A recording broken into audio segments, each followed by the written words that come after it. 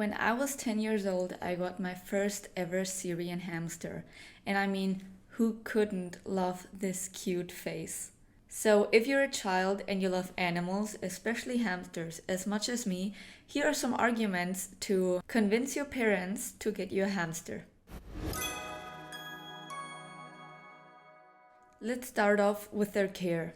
Once you have everything set up, like their big cage with an appropriate amount of bedding, all the toys, enrichment, hideouts, etc., everything that your hamster needs, there are a lot of videos on YouTube, including mine, where you can research about how to take care of a hamster. But once you have all of that down, taking care of a hamster is incredibly easy. Since they aren't like a dog that craves constant human attention, it's actually okay when you're busy with some other things and you aren't able to give them attention because they simply won't always want to have a connection with a human. When I had too much school stuff to do, I would just refill his bowl of food, refill his water, and that was done. So owning a hamster doesn't take up 100% of your life. And especially when you're a child that's in school, it's very important that you have time to pay attention to your education. Another thing that parents often consider as something positive that isn't so fun for the children is that hamsters do not live very long. Their average lifespans are 1 to 2, maybe 3 years, which means that if you aren't fully committed to taking care of your hamster properly, it's not going to be a pet that stays around, not being taken care of for years and years and years. Let's go on to talk about the part of psychology.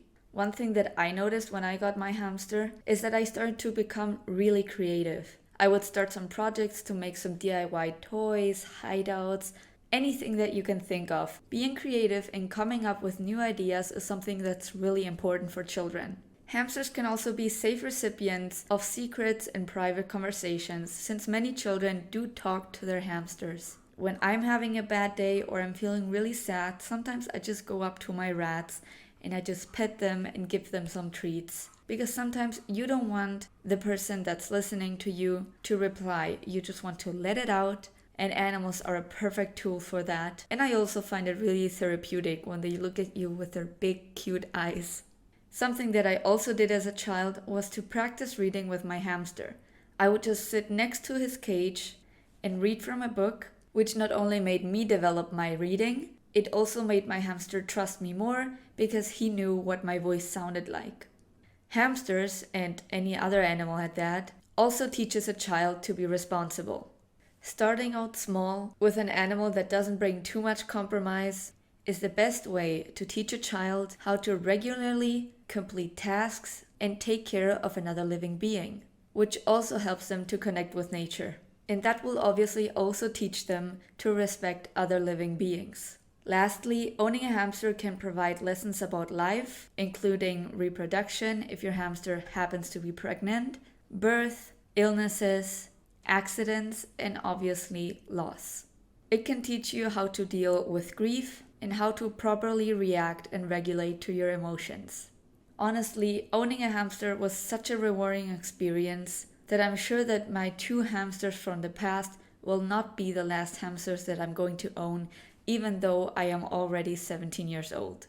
Hamsters are often marketed as children's pets, but I find that adults can also have a lot of fun with them. So, to properly take care of a hamster, I now want to send out a message to the parents. Some things that you have to realize as a parent is that hamsters are nocturnal, which means that your child will probably not be able to interact with it that much unless you let them be up at like 8 p.m. to 2 a.m. depending on the hamster.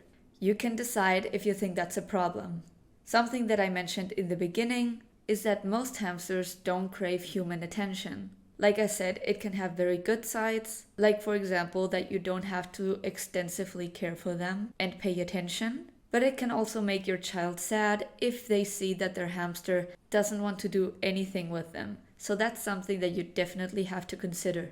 Those 2 aspects are the only thing that I see as a negative, but apart from that, I just want to say that obviously very young children do not have the maturity to control their careless impulses, like for example, accidentally harming an animal.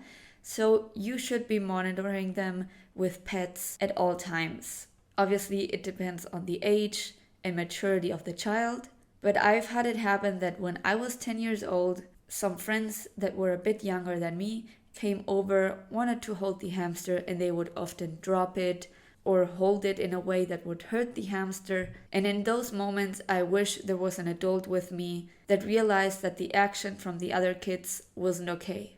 Another thing is that as a parent, you must oversee the pet's care. You have to make sure that the child is giving the hamster the correct amount of food and water and isn't neglecting it. If a child becomes lax in caring for a pet, as a parent, you may have to take over the responsibility on your own, like caring for it, or you might have to find a new home. That's all I have to say to the parents. If you like this video and you want to see more content about how to take care of your hamster and other rodents, I really hope you consider subscribing to me and liking my video. Other than that, thank you guys so much for watching, and I'll see you in the next one. Bye!